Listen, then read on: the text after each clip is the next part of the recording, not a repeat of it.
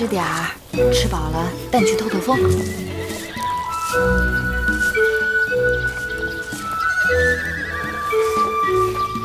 你是谁？他叫黑。等一下，让我猜猜，你是芈月，是也不是？哎，你怎么知道？看你的打扮，不是宫女。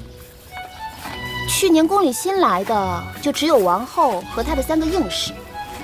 我听说景氏和孟昭氏都不喜骑射，那么独自一人来马厩的，自然只有芈月啦。既然你猜着了，那也让我猜猜阁下是谁。刚进宫时，宫中的嫔妃拜会王后，那些嫔妃该见的我都见了。你的打扮也不像是宫女。我记得有人跟我说过，大王有一位善骑的小女，那就应该是你了，大公主。你好聪明，以后你叫我梦莹就好。你真是个爽快人，直爽人碰上爽快人，我们俩一定可以聊得来。走，骑马去，走。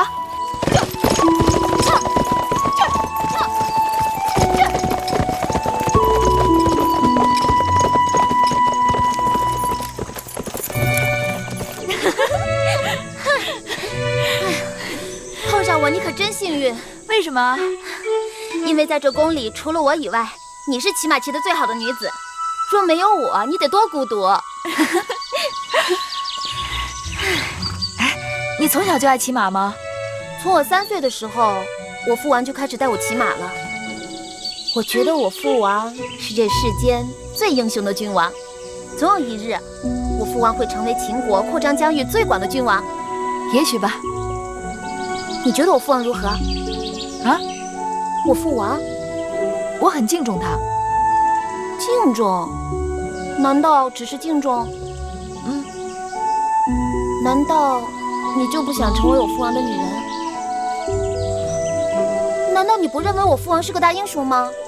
聪明秀出谓之英，胆力过人谓之雄，但这些只是可敬不可近。何况我心里已经有人了。谁呀？是秦国人吗？他是楚国人，我们曾经相约要共度一生的。眼下我留在后宫，也是因为他。哼，好，王后果然别具慧眼。这交房殿经过你的手，显得雍容典雅，面目一新。大王谬赞，臣妾不敢过于奢华，用的大多都是臣妾的陪嫁。这新添的陈设，颜色上多了一些缤纷，材质上用的都是楚国的绸缎绢丝而已。甚好。秦人向来崇尚简朴素雅，但有时难免刻板乏味。寡人娶了楚国公主，寡人的后宫也有了楚国山水的旖旎绚烂。既然交房殿已经整修完毕，王后也搬进来住了，不妨叫上宫里的嫔妃们一起到这里热闹热闹。是大王，臣妾感激大王对臣妾呵护有加。臣妾深觉能嫁与大王是自己幸运。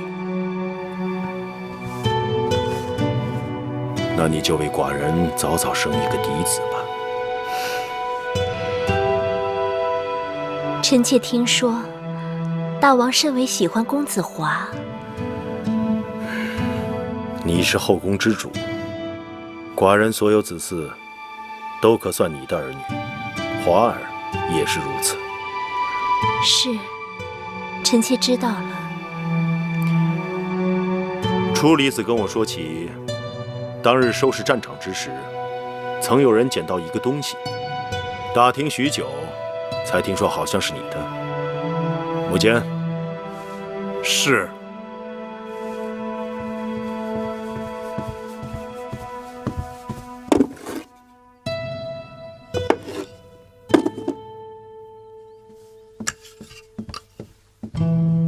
怎么了？这不是你的吗？这排箫是月妹妹的贴身之物。不管是谁的，物归原主，总归是佳话。是。对了，你那个妹妹最近怎么样？月妹妹喜欢清静，带着几个贴身的人一直住在慧院。臣妾也思忖着那慧院破旧局促，想邀她与臣妾一起住，可她却不肯。那个丫头有点犟脾气，臣妾只好随她了。她要不犟，就不是她了。如今你是一宫之主，不能只顾姐妹情面，而由得她那爱闯祸的脾气在外面惹事。是，大王。好了，寡人要走了。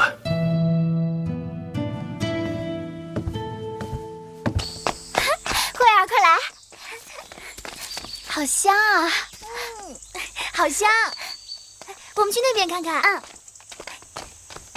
这2个小丫头跟了我们大半年，个头都长高了。你看，衣裳都见短了。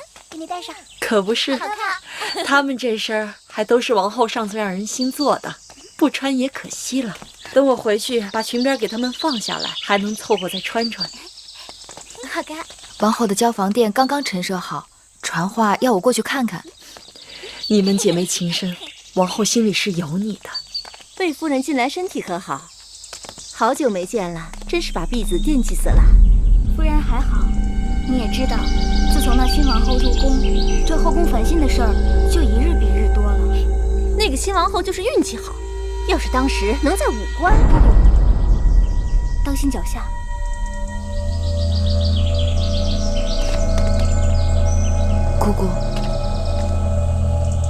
姑姑是否觉得那人的身高面容有些眼熟？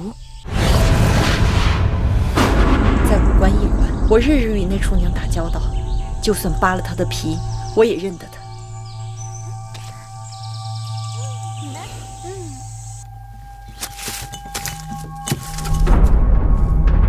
夫人，魏王派人送东西来了。拜见夫人，魏王让奴婢给夫人问好。有劳魏王牵挂。夫人，是我。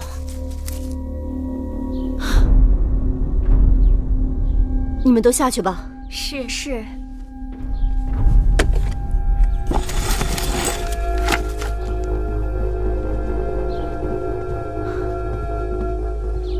桑儿，你怎么来了？夫人认错了，奴婢是桑儿的妹妹慎儿。因为姐姐日夜思念夫人，刚好魏王要派人给夫人送东西，于是奴婢就讨了这个差事，替姐姐来看望夫人。你们这对双胞姐妹，从小就长得一模一样，辨认起来还真是有些难呢。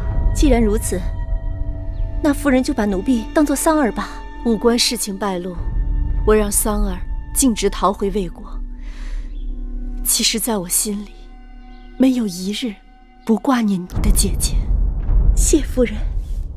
这边再添2副席阵，我们带过来的漆器也拿过来摆设一下。是。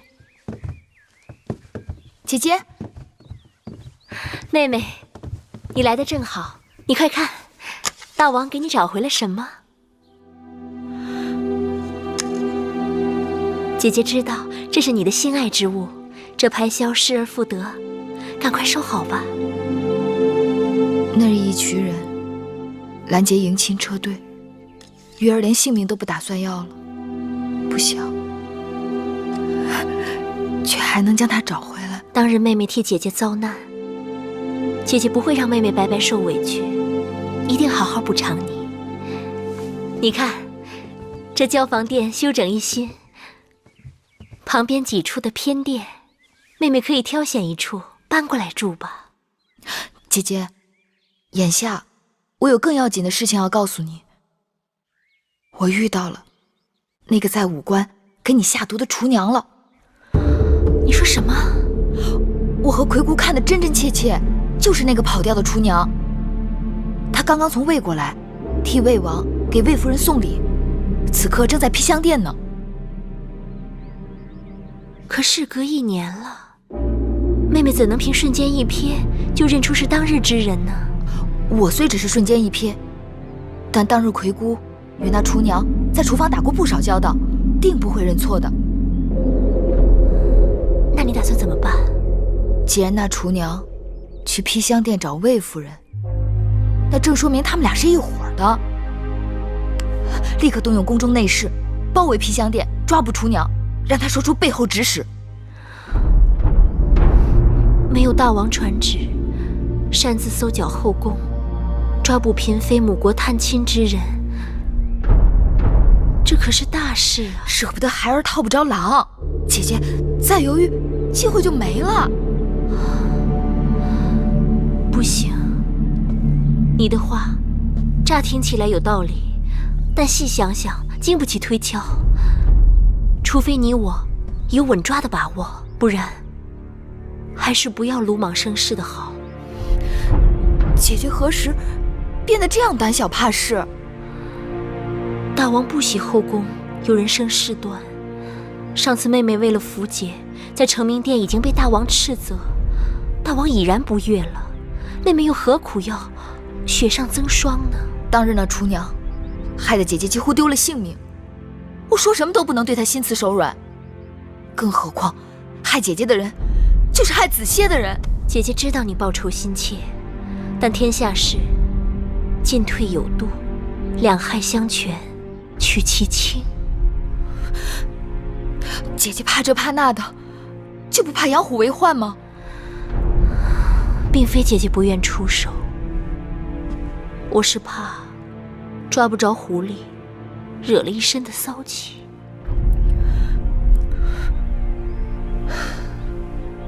王后大约也有她的难处，你毕竟是她的陪嫁姻妾，若出差池，王后是要担干系的呀。明明仇人就在你眼前，你却拿他无可奈何。夫人，夫人，他们是不是察觉到什么了？那个瘦女人好像要出宫。什么？慧儿呢？在那盯着呢。哼，我就不信邪，一人做事一人担，偏不让他在我眼皮底下跑了。月啊，走，真的不大王那儿评理，你抓错人。外面在闹什么？明明就是他。是芈月逮住了魏王给魏夫人送礼的人，说此人曾在去年在武关给王后下毒，被发觉后潜逃。魏夫人得知来抢人，两边闹了起来。这到底怎么回事？大王，这女子是魏王派来给臣妾送东西的奴婢，芈月无理取闹，竟将我母国来人随意拦截侮辱。芈月与他无冤无仇，何苦要与他过不去？这女子明明就是去年在武关毒害王后的凶手。芈月血口喷人，这女子与王后从无交集，应将她指认为下毒之人，欺人太甚。芈月绝不会诬陷一个清白好人。去年我亲眼见到这女子扮成厨娘，在武关驿馆下毒，若不是女医治医术高明，王后就差点丢了性命。她只是魏国公礼仪普通女婢，为何要千里迢迢去武关毒害王后啊？那就要问魏夫人了。你竟然将这脏水泼到了我身上，大王，臣妾实在冤枉，你可要为臣妾做主啊！就算这个女子真的谋害过王后，你硬说魏夫人是其主谋，到底有些牵强。芈月打探过了，这女子叫桑儿，宫中人人皆知，她曾是魏夫人的贴身陪嫁侍女，在秦宫侍奉魏夫人多年，与魏夫人十分亲近。可就在去年年初，王后临嫁入秦宫之前，她突然离开了秦宫，踪影全无。若不是事出有因，这突然失踪也太蹊跷了吧？你抬起头来，寡人记起你了。芈月说的没有错。大王，奴婢不是桑儿，奴婢是……大王，这桑儿绝非是芈月所说的下毒之人。魏夫人说的是，武关下毒之人绝非桑儿。芈月不会看错，当日谋害王后性命的人就是他。大王，芈月捕风捉影。去年年初，桑儿的母亲过世，父亲病重，桑儿是家中独女，我给了他些盘缠，便让他回魏国尽孝了。从此他留在魏国，再也没有回来。此事在我皮香殿人人皆知，大王尽可派人去查问。大王，魏夫人打算害人，当然要将进退早早盘算好，找个口实还不容易。芈月这是处心积虑的，要陷害臣妾呀！你到底是人是鬼，心里应当明白。大王，臣妾实在是冤枉啊！自打王后入宫，便一心想在宫中立威。臣妾帮着先王后打理后宫事务多年，被王后视为眼中钉，欲除之而后快。眼下，他又指使自己的应妾来陷害臣妾。大王，王后来了。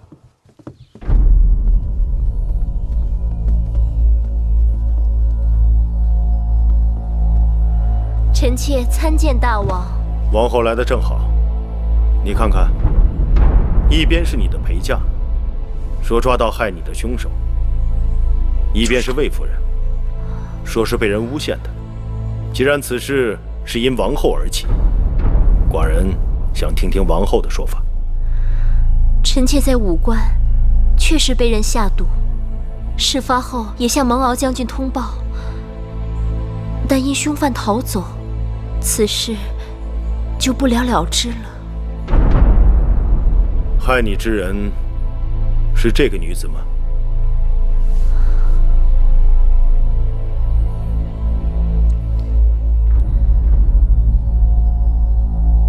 当日，臣妾身在明处，害我之人躲在暗处，害人之人识得臣妾，臣妾却不知被谁人所害。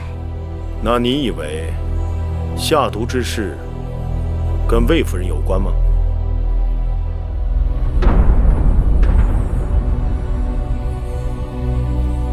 是，或是不是？臣妾不知。不知？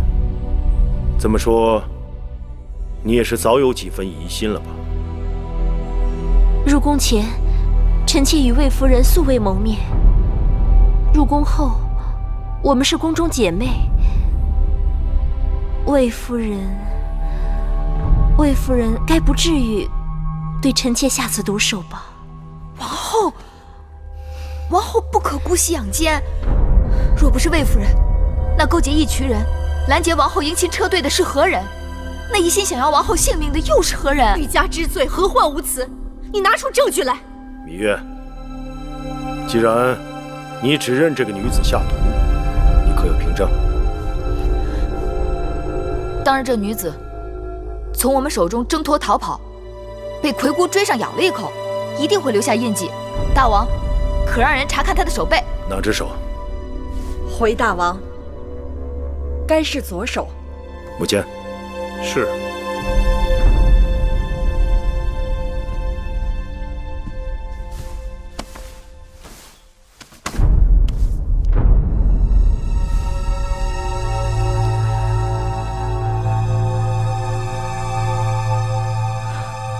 怎么？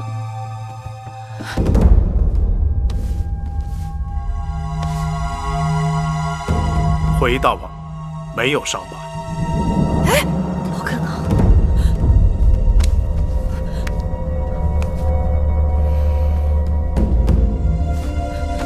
大王明鉴，臣妾一生清白，却被人诬良为盗，此刻水落石出。大王，你可要为臣妾主持公道啊！芈月，你还有何话可说？下毒的人明明是他，手背上怎么一点印记都没有？你说呢？那下毒的人是他，又不是他？芈月，你胡闹够了没有？依寡人看，此事自始至终都是空穴来风，只是你芈月无事生非，无中生有。你把寡人的后宫搅得鸡犬不宁，如不重责，难以服众。大王，芈月犯错都是臣妾管教不严，求大王开恩，让我把她带回去，好好教训。王后向来仁厚，小责小罚，却不能让芈月长记性。寡人罚她从明日起接连10日申时和酉时，给后宫花园打扫路径。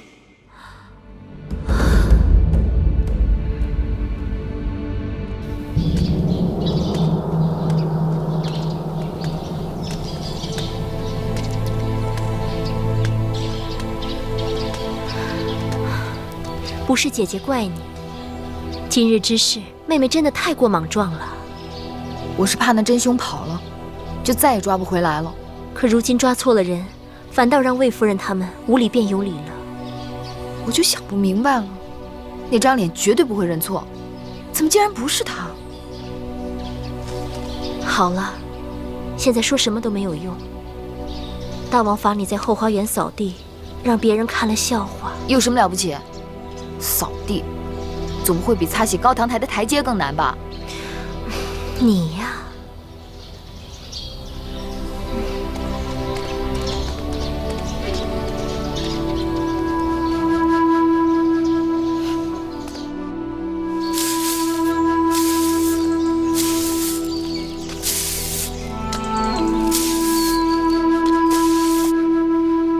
太阳那么毒，芈月在后花园扫地，不知有多辛苦。珍珠，你再让御膳房做些绿豆汤，我们给芈月送过去。是。王后真是心地纯良，芈月整日在外面给王后招惹是非，王后不仅不责怪，还要送绿豆汤犒劳她。昨日在承明殿，月儿是为了给我出头，才被大王斥罚的。说起来总是内疚。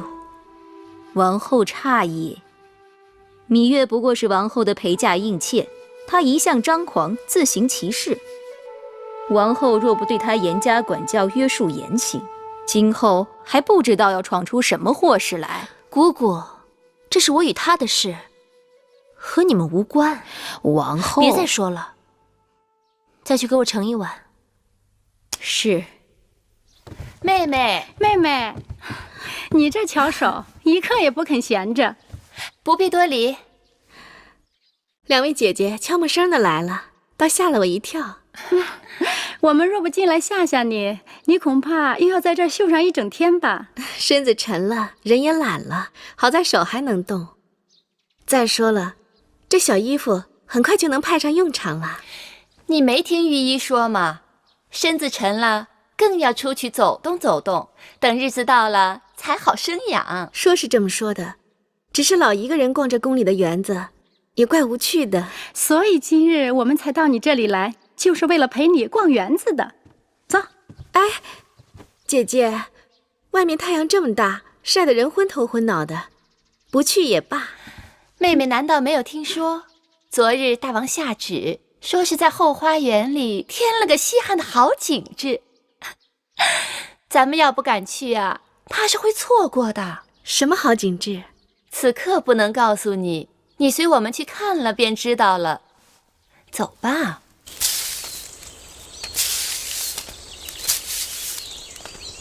哟，你们看，那是谁呀？还能有谁呀？那不就是王后的亲妹妹芈月吗？芈月怎么会在这儿，还做着宫中下人的活计？芈月犯上作乱，诬陷魏夫人，被大王责罚到后花园扫地来了。这个不会是你们要带我来看的景致吧？怎么样，妹妹？看着还赏心悦目吧？还是算了，我们还是回去吧。我们犯不上招惹他们。怎么？因为他我被禁足1个月，还没出这口恶气呢。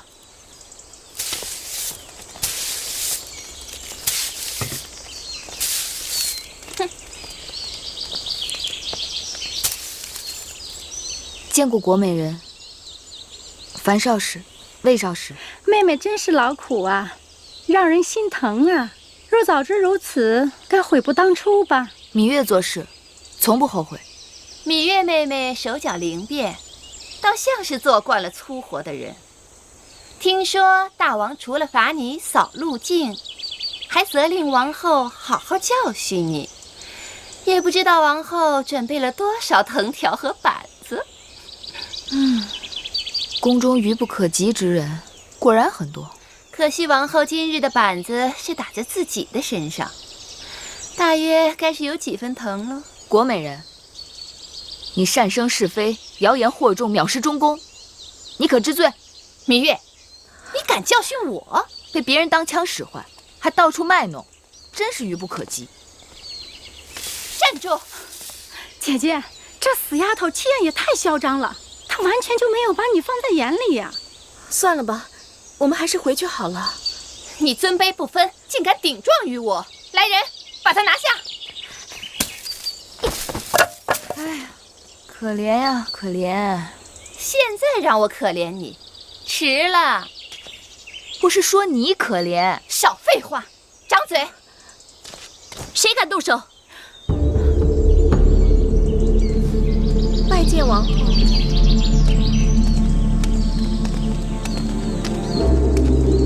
拜见王后。拜见王后。拜见王后。跪下。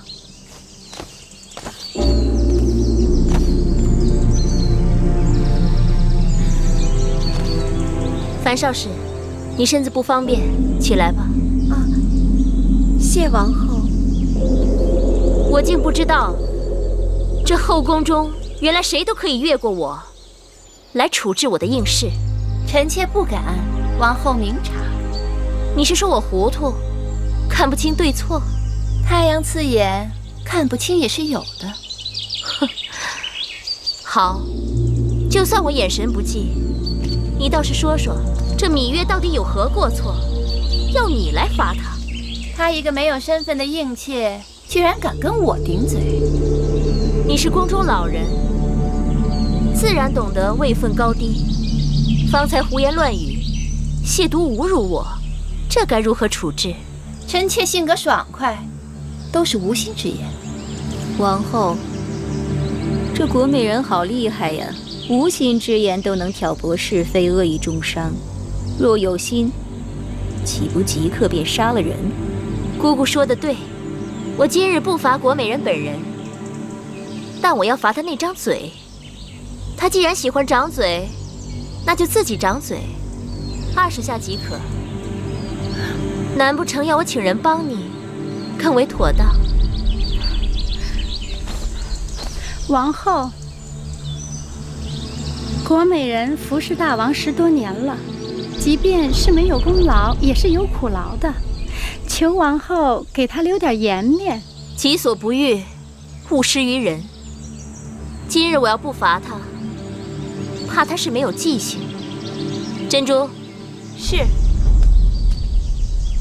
你给我一下一下的数好了，要打得响亮，打闷了、打轻了都不算数。是。打呀，快打呀！打得太轻，这下不算，再打。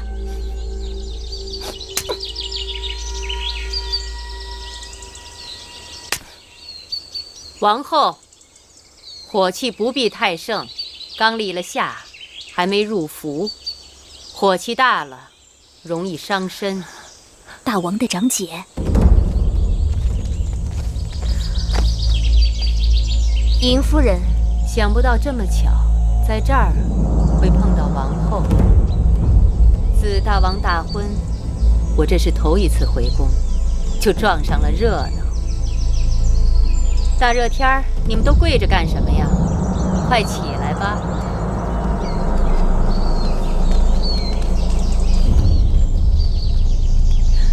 尹夫人明鉴，臣妾无罪，不过就是多说了2句，并没有犯什么大错。王后竟然这般羞辱我！王后乃后宫之主，无论是大错小错，罚你，总有罚你的道理。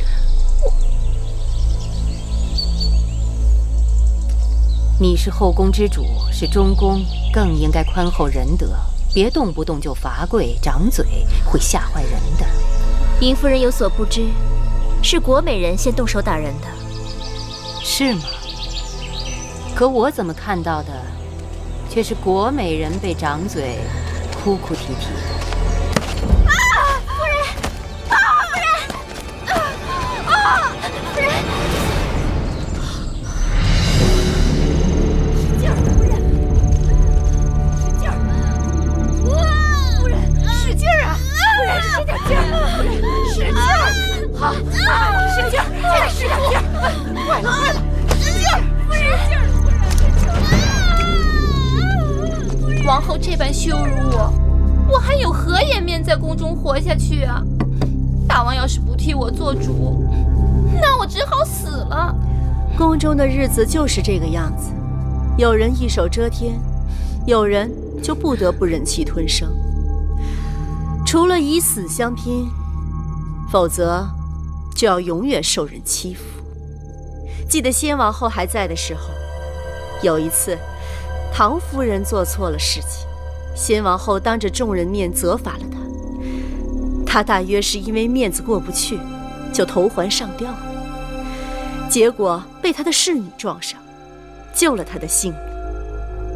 为这事，大王还训斥了先王后。从此以后，这宫里就没人再敢招惹唐夫人了，怕她再死一回。是啊，那次唐夫人运气真好。什么运气好啊？我猜她其实只是做个样子。她大约是预先让她的侍女候在门外，当她踢翻胡床，侍女冲了进来，别人也只能赞她好运了。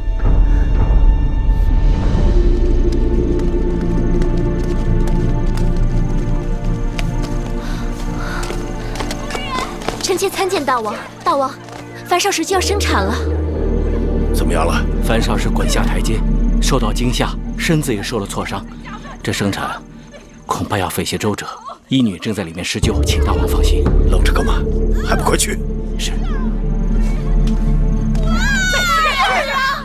夫人，再使点劲，赶紧拿水，拿水来！坚持住啊，夫人，使劲儿啊！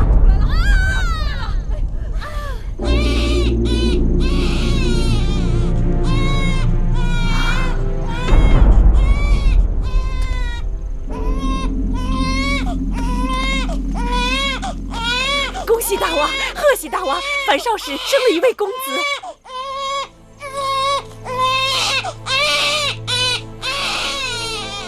樊少时怎么样？樊少时失血过多，身体虚弱。李密，臣在。寡人将樊少时交给你，务必要让他康复。是。臣妾恭喜大王，又得了一位公子。大王救命！大王救命！又出什么事了？郭美人被王后施以掌刑，不堪受辱，投环自尽了。大王，你是后宫之主，看看你做的好事。大王，这不干臣妾的事啊！寡人明明听邢夫人说，郭美人跟芈月口诀几句，你却大发雷霆，让郭美人掌嘴，吓得那胆小的樊少时滚下台阶。你呀，太让寡人失望了。大王，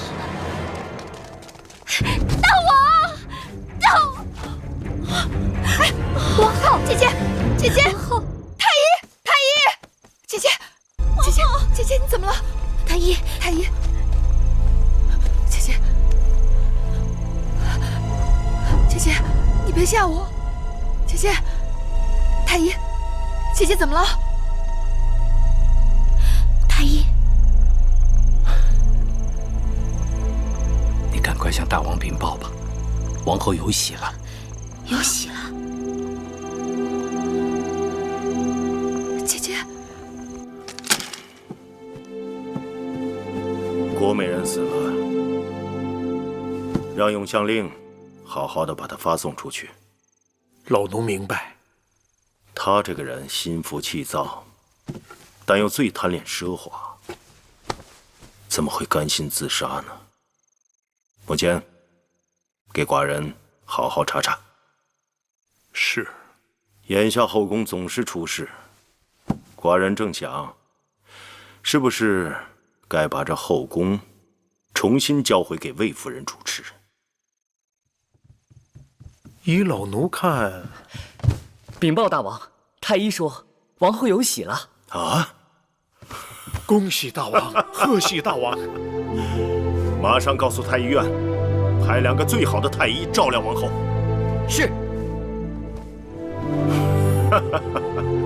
这回好了，寡人要有嫡子了。大王，您刚才说主持后宫之人，若此时变动，恐怕对王后安胎不利。算了，以后再说吧。希望寡人没有看错人。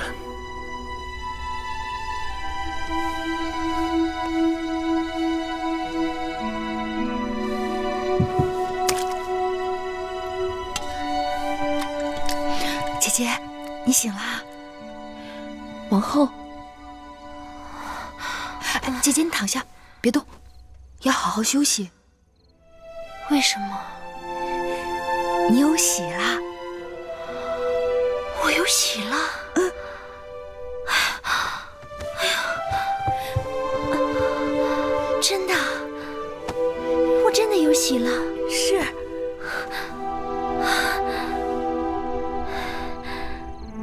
大王呢？大王知道吗？已经派人去通报大王了。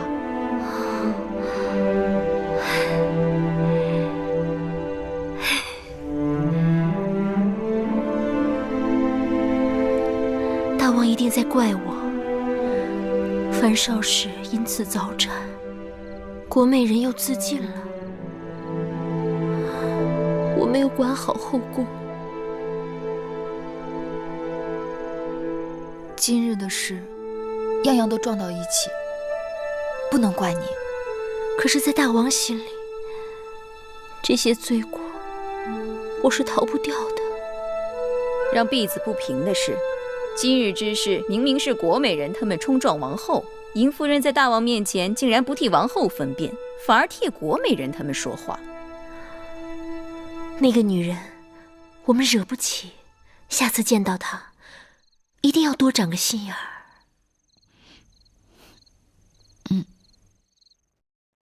也算王后命好，竟然这个时候有孕。本来这次事情闹得这么大，她无论如何都是难以翻身的。姐姐，就算王后有孕，也抵不过国美人自尽和樊少时滚下台阶的错处，差一点儿是2条人命啊！啊，不对，是3条。这次啊，可够他们担待一阵子的了。国美人自尽，那原也是阴差阳错。估计她本意也就是想闹一闹，让王后难堪。谁想到，她竟会那么笨，踢翻了胡床，胡床居然卡住了门。好一阵侍女才推开门，结果假戏真做了。姐姐，我可是听说幕间正在拷问国美人身边的人，万一侍女把真情说了，闹不好大王会怪罪的。有何真情？我们既没有将樊少使推下台阶，更没有让国美人上吊啊。姐姐说的是啊。唉，不过反过来想想，王后这时候怀孕，没准是好事呢。王后怀了大王的嫡公子，可偏偏在这个时候失了宠，那嫡公子生出来也是要讨人嫌的。姐姐，到时候你的公子华做太子，那可就是10拿9稳了呀。妹妹，你真会说话。哎，姐姐今日如何？不好，这2日王后都不怎么肯吃东西，本来就害喜，吃了就吐，再加上心里烦闷，人就消瘦了许多。王后觉睡不踏实，听见脚步声人就惊醒，我们都不好说破。王后那是盼着大王呢。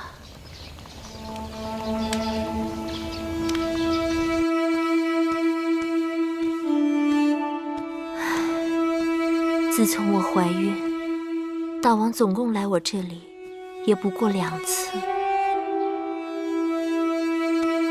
唉，这孩子命真苦，还没出生就和他娘亲一起被大王嫌弃了。王后别这么想，到底是大王的嫡公子，大王怎么会不心疼呢？只是眼下这些乌七八糟的事情搅和在一起，大王不得不对王后疏远，也好显出公平。什么公平？我又没做错什么事。王后是没做错，那芈月呢？事情不都是因她而起？她若不冒冒失失的去抓厨娘，那国美人能借着这个由头辱骂王后，樊少使能莫名其妙的摔倒，王后都是因为护着她，才惹出这些事端来。姑姑说的不对，有些事情不是我们想躲就能躲得开的。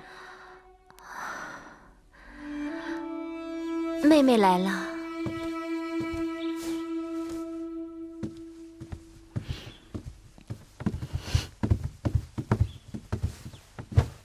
外面的花开得好美，这是我采来给姐姐和肚子里的孩子看的。其实刚才玳瑁姑姑的话也不无道理，你我当日都太过冒失。我若能忍了一时之气，也不会落得如此地步。姐姐何苦要自怨自艾？妹妹从不愿意忍气吞声，更不赞成姐姐委曲求全。可如今这件事情都指向交房殿，我是有口难辩。我也觉得那日是赶事，怎么会那么巧？特别是樊少使跌倒，真的有些奇怪。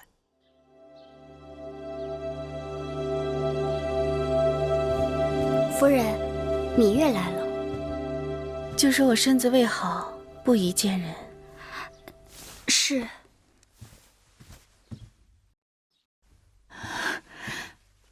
看来樊少使还在生我的气，妹妹算是上门赔罪了，行吗？以后人到了门口就不必通报了。是。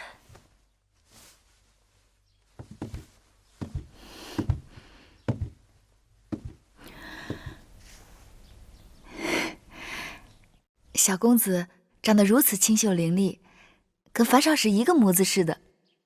跟我一样有什么好？还没出世就滚台阶。奶娘，先把小公子抱下去吧。是。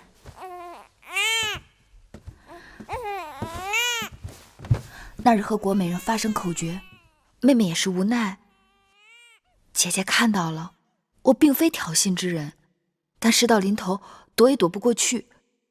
但无论怎样，惊吓到了姐姐和腹中的小公子总是不对的，所以妹妹做了件小衣裳，算是给姐姐赔罪了。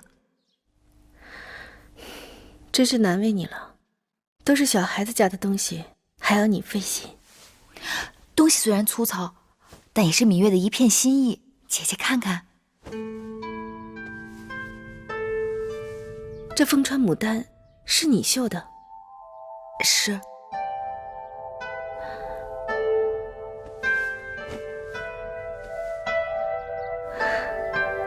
你用的是锁绣针法，绣得如此灵动，活色生香。就算是秦宫的头等绣女，也没几个有你这样的好针线的。都说樊少使是秦宫里一等一的巧手，什么针线都逃不过樊少使的慧眼。其实芈月的女工还是从小跟魁姑学的，望樊少使以后能多多指点。不敢谈什么指点，不过是比旁人多花了些心思罢了。记得我未出嫁时，曾给魏国国君绣了一件龙凤锦袍，魏国国君因为太过珍爱，除了祭祀大典，从来不舍得拿出来穿呢。看来芈月真是班门弄斧了。姐姐上次跌倒吃了大苦头，可芈月好奇，姐姐怀有身孕，出门走路怎么会这般不小心？哪里是我自己不小心的，分明就是有人要。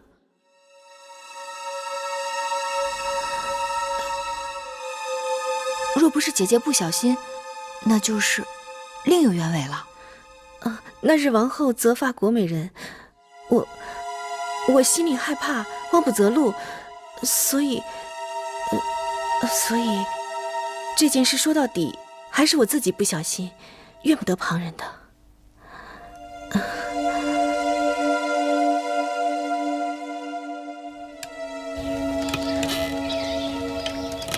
听说那国美人的死因有了口供，经过刑讯拷问，侍女彩爱交代说，国美人其实并不想死，只是想吓唬人，想以此来要挟王后。阴差阳错，竟用胡床抵住了门，这才送了命。这个国美人，幸亏她死了，不然如何面对寡人？大王说的是。还有什么事没有告诉寡人？那日樊少时滚下台阶，怕是有人做了手脚。芈月告诉老奴，樊少时对滚下台阶之事一直耿耿于怀，但对如何跌倒的原因却是吞吞吐吐，其中定有蹊跷。这樊少时为何不肯说出实情呢？他必有难言之隐。芈月这个丫头不简单。有些事情，老奴也是自愧不如啊。好久没有去过王后处了，这会儿天色还早，去王后那儿吧。是，大王。去交房殿。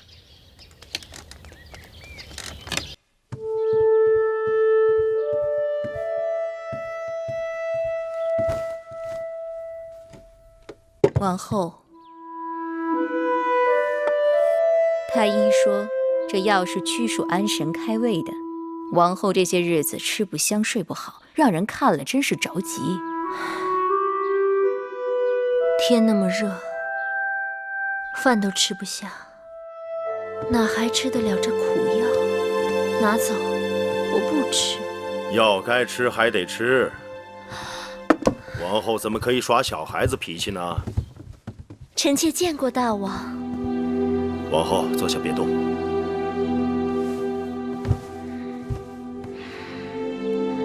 王后为何不肯吃药？药太苦了。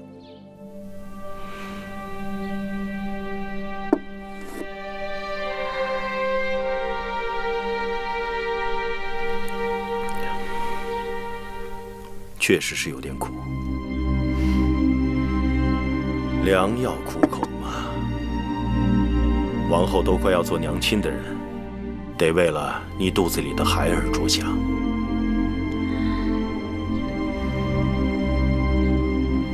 来，寡人喂你。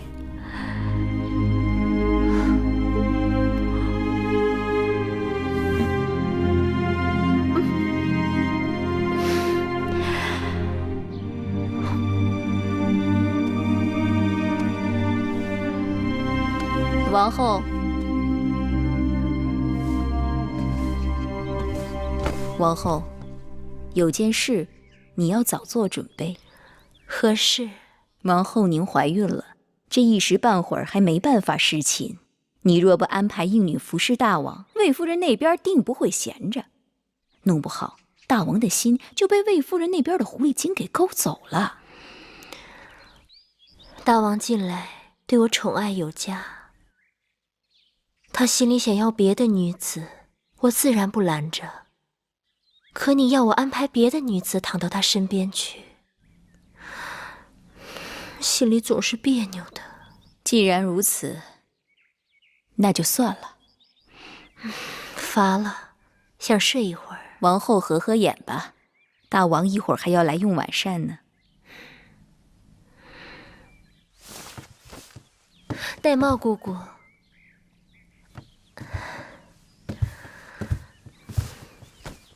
依你看，让谁服侍大王为好？依奴婢看，不如按年纪大小来排列。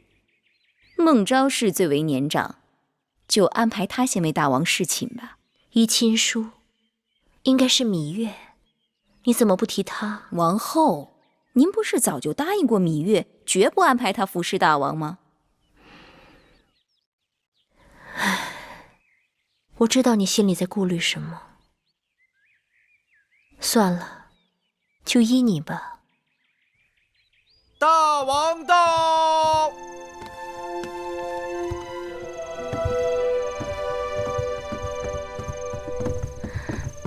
臣妾见过大王。不是说过了吗？如今你怀有身孕，以后就免礼吧。谢大王。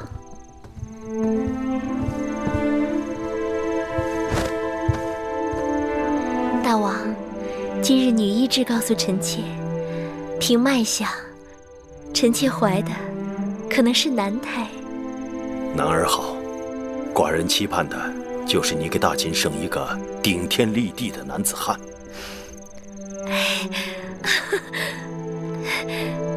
他在动了。看样子，王儿也想知道父王是不是喜欢他。寡人的嫡子怎能不喜欢？大王，臣妾今日特意让厨子烹制了楚国风味的鲫鱼汤，也不知是否合大王胃口。好，上菜吧。是。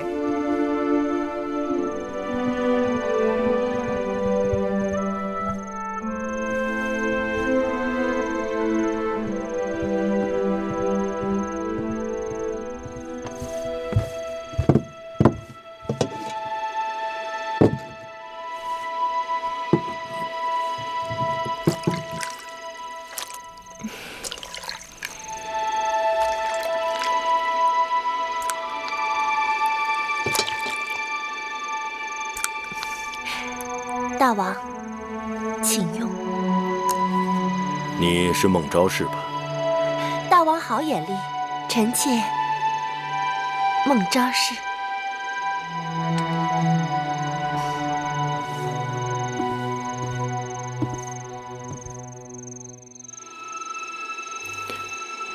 味道不错。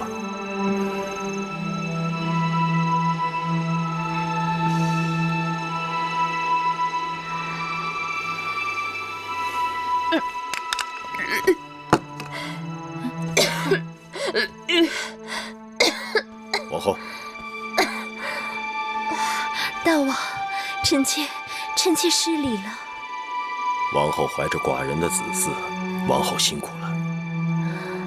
此刻好了些吗？大王，只怕臣妾眼下不适宜侍奉大王用膳了，请大王恕臣妾告退。再准备一些酒菜，就让孟昭氏服侍大王用膳吧。不必了，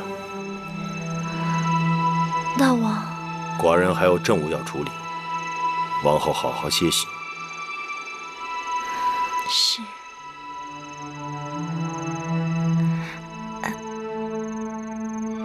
1个时辰后，寡人会派辇轿来接孟昭氏。是。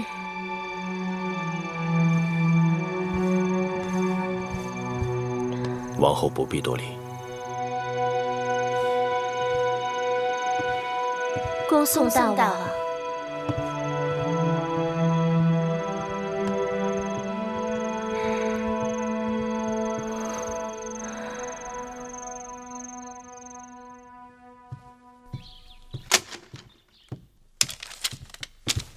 大王，坐。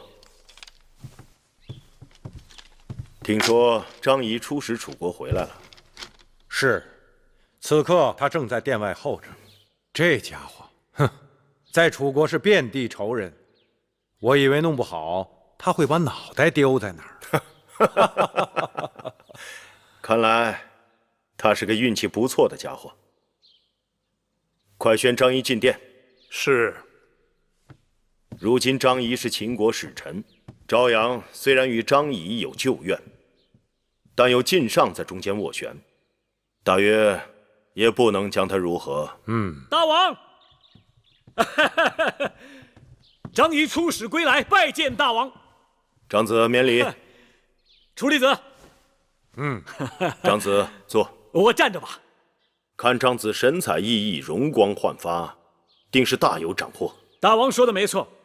楚王待微臣奉若上宾，美女酒肉伺候，张仪就趁机劝他与齐国断交，与我秦国结盟。那楚王可答应？微臣向楚王历陈与秦国结盟种种之好处，说的他是口服心服。他为了取信于秦，与齐国彻底断交，已经派勇士专门去辱骂齐军。可是楚王贪得无厌，这回怎么会如此痛快呢？微臣说，大秦会献600里于楚国。什么600里？自然是土地600里。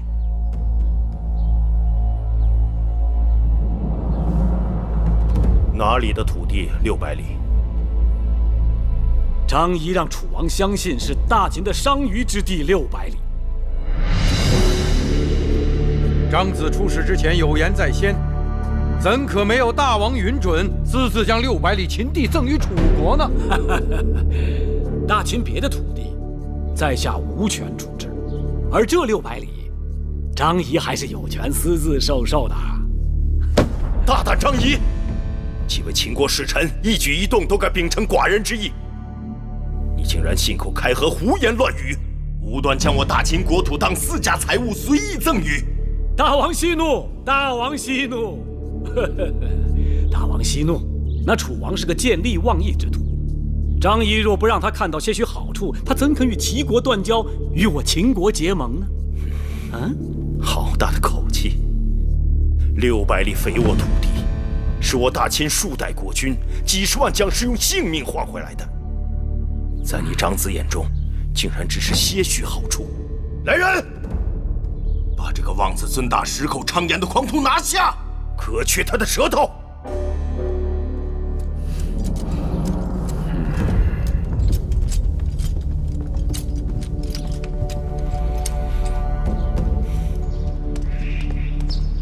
张子，木心，芈月，这是怎么了？这个家伙在宣誓殿得罪了大王，大王要割他舌头。张子，你不是出使楚国了吗？怎么刚刚回？天将大任于斯人，必先劳其筋骨，苦其心志，饿其体肤，割其舌头。哈哈哈哈！我张仪为秦国立下了不世之功，可惜世人见识鄙陋，赫赫之功换来了百般羞辱。你将秦国600里土地献于楚国，大王割你的舌头，已经是便宜你了。600里，张子，此事可当真？当真又如何？600里不过是个数字，我用我的600里换来了秦国和楚国结盟，明明是占了大便宜，糊涂人永远都算不清楚这笔账。你的600里，自然是我的600里。哦，我知道你的600里。那既然如此，你为何不向大王讲明呢？我为何要向大王讲明啊？大王若是圣明，自然知道我张仪就是掉了脑袋也不会把秦国的土地轻易交给楚国。大王若是糊涂，多说又有何用？你这是拿性命在赌气。明君贤臣，心有灵犀，尽在不言之间。不和你这疯子辩了。木心，这是天大的误会，千万在这里等一等我，啊，等等我。月公主，月公主。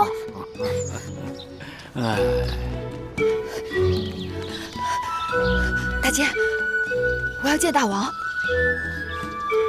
大王正在和处理子商议国事。我要见大王，这事与大秦国事有关。大王正在气头上，我劝你最好不要趟这浑水。大监放心，我来专门是给大王去烦消气的。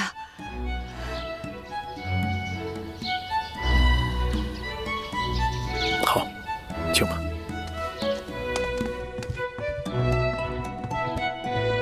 大王，拜见大王。你来有何事？芈月有要事向大王陈情。你若知趣，快给寡人退下。大王还不知芈月来意，便要将芈月赶出殿去。你是来给人说情的？芈月是来给大王贺喜的。何喜可贺？自古明君思贤若渴，诸国逐鹿中原，得人才者得天下。张仪国士无双，一人口舌抵过数名骁勇之将，朝中能有他这样的人才，是大王之大幸，秦国之大幸。张仪骨舌摇唇，无法无天，擅自将我大秦600里土地赠与楚王，即使寡之，也解不了寡人心头之恨。大王若为600里烦恼，大可不必。此600里非彼600里，大王误会了张仪的用心。什么此600里非彼600里？寡人不知道你在说什么。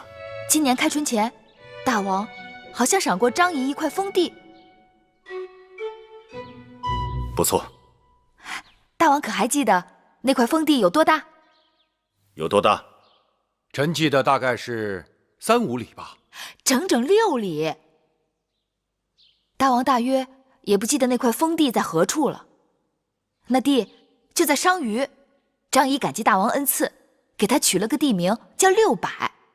这次出使楚国，张仪用自己这600，骨舌摇唇说成600里，诱惑楚王弃其连秦。大王看，这张仪是该赏还是该罚？6里啊！600，6里。那楚王若是知道实情，肯定气得发疯了。寡人不怕他发疯，就是怕他不发疯。他一发疯就会乱来，他一乱来，就会死得更惨。这张仪太过桀骜不驯，他为何不早早说出实情呢？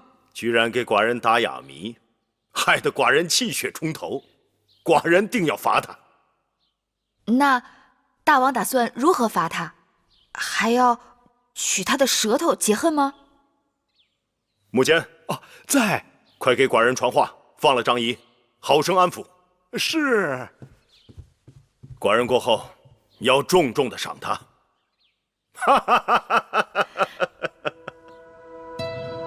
张仪出使楚国，功绩赫赫，著于竹帛。寡人赐张仪月俸100斗，10亿千户。谢大王恩典。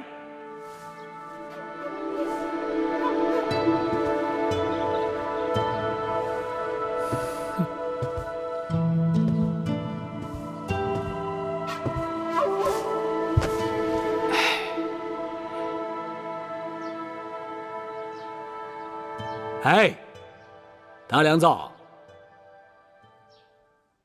你为何瞪视我张仪呀？明明是你张仪对我目不转睛。我张仪对你目不转睛，是因为我想起来你欠在下一笔赌债还没还。赌债，小人得志。说得好，我张仪是小人，你大良造是君子。君子出言，驷马难追呀。张仪，你休要张狂。既然我公孙衍与你有赌约在先，那我今日一定言而有信。不是，大良造，你这是何苦呢？长子，别，长子，你这是干什么？大王，我公孙衍愿赌服输，不就是想让我当众脱光身子爬3圈吗？好，我今天就爬了。胡闹！当初一句戏言，却要当真。朝堂之上，你们是要自己难堪，还是要寡人难堪？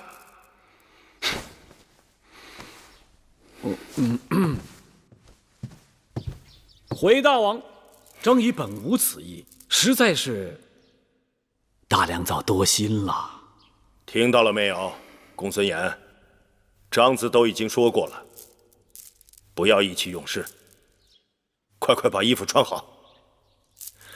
大良造乃是寡人的大良造，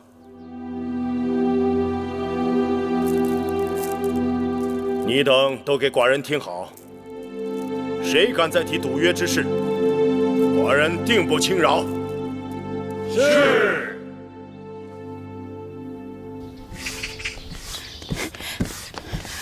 柔儿来信了，章子从楚国带来的。信上都说什么了？柔儿说她很想念我们，日日刻苦读书，希望有一日能早早与我们团聚。1年不见了，柔儿懂事多了。姐姐，你这是去哪儿了？看你这一身弄的。我刚才在花园里与公子撞比剑，我是木头剑，他是真剑，他占了我很大便宜。那公子壮是魏少使的独子，年纪比你还要小一些，你让让他就是了。快进屋，把衣服换了。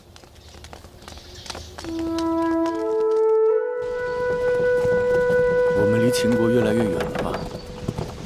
可不是，再过半日啊，就到了齐国的地界了。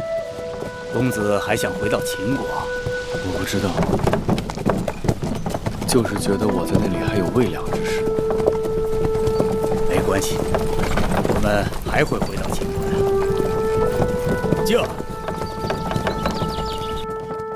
张子使计离间了齐楚之盟，楚王发现自己上当，恼羞成怒，已发兵10万，直奔武关。众爱卿，对此事有何意见？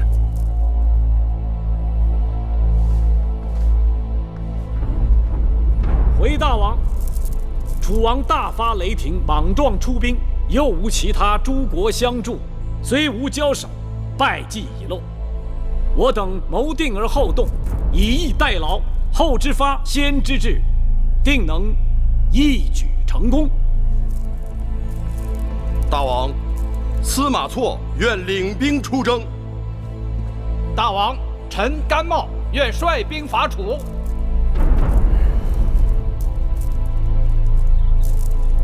大良造，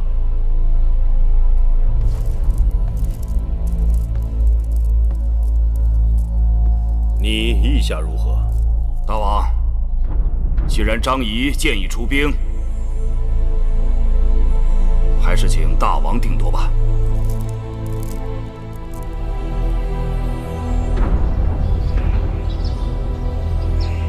大王，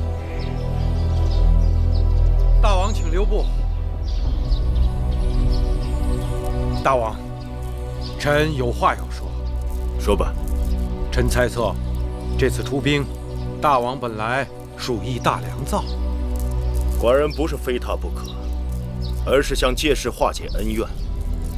可惜公孙衍却故作姿态，与寡人较量。大王不必为难。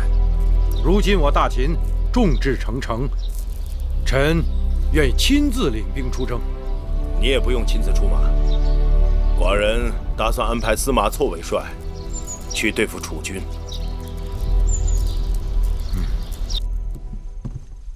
姐姐，姐姐，这么晚找我有事吗？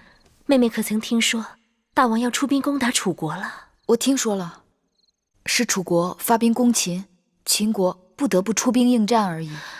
明明是张仪欺诈在先的，王兄才愤然出兵。眼下两军对峙，千钧一发，秦楚联盟即将破裂。如果此事能够劝说大王退让一步，这事端说不定可以化解。姐姐想让大王如何退让？说服大王再派使者出使楚国，将那600里土地照承诺送过去，不就化干戈为玉帛了吗？姐姐糊涂，这600里土地，大王若想送，早就送过去了。眼下双方已经打算靠实力说话，若没打出个结果，谁肯退让？这可如何是好？此事只有静观其变，急也急不得。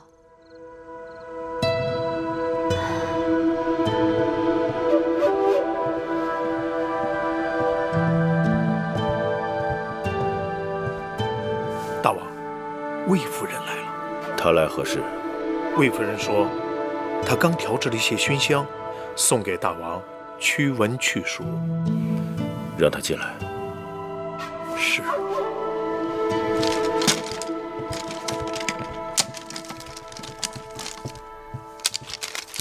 大王，听说你又制香了。论调制熏香，宫里恐怕还真的没人比得上你。走吧。大王谬赞，这几日秋老虎厉害得很。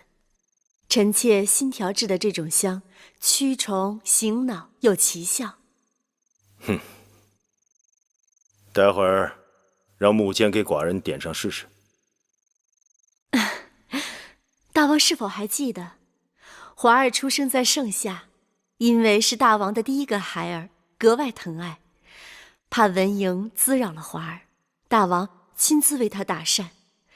臣妾看了，既心疼大王，也心疼华儿，用了好几日，才调制出驱虫安神的熏香。是啊，转眼间，华儿已从咿呀学语的婴儿，长成气宇轩昂的大秦公子。身为长子，华儿一心想为大王分忧解难。华儿听说，大王今日准备伐楚，求我转告大王，他想同司马错一同出征，担当重任。好，华儿这个孩子越来越有出息了。谢大王。